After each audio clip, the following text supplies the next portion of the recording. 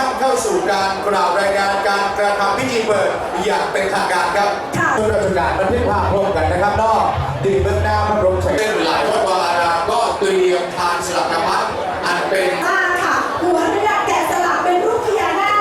แต่ละต่างชาติก็คือจังหวัดน่านโดยเฉพาะไปถึง15อำเภอ99จังหวัดน่านที่ว่าแข่งเรือในเรื่องชิงช่วยพระราชทานของสมเด็จพระนิธิฐานการทานคำวรวิหารเรียนท่านรองผู้ว่าราชการจังหวัดน่านท่านกิตติเดชระบุรณีที่ขอด้วยพระมหากรุณาธิคุณเป็นอเนกอนันต์สำหรับพระสงฆ์นิกร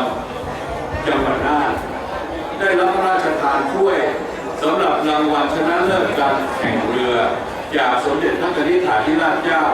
กรมสมเด็จพระเทพรัตนที่ประเพณีอันดีงามไว้นะครับ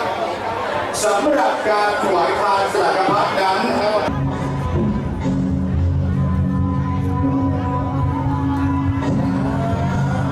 ก็นำโดยนายกเทศมนตรีเมืองน่านนะครับท่านสุรพลเทียนสูตรชีวิตจิตใจของชาวจังหวัดน่านพระครูพิทักษ์เกียรตินันท์ท่านเจ้าวาดวัดช้างคำวรวิหารครับท่านนายกเทศมนตรีเมืองน่านพร้อมด้วยผู้บริหารเทศบาลเมืองน่านแล้วก็แขกผู้มีเกียรติตลอดจนฝีพายเรือแข่งทั้ง37 ลำวันนี้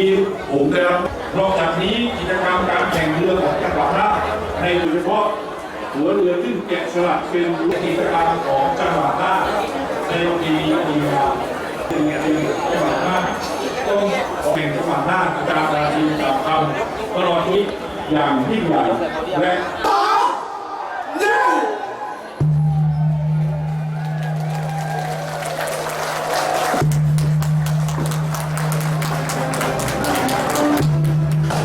การไฟฟ้าฝ่ายผลิตแห่งประเทศไทยสนับสนุนกันก็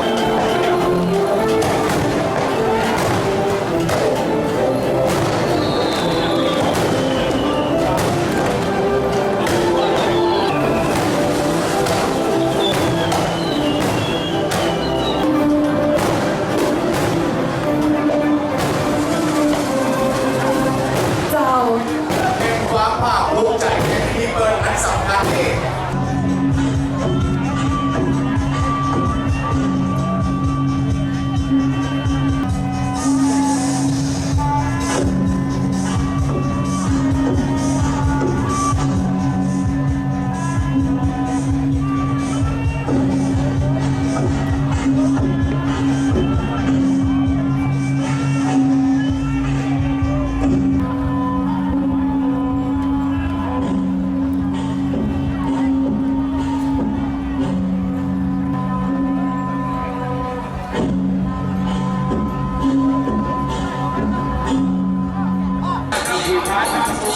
ผมไป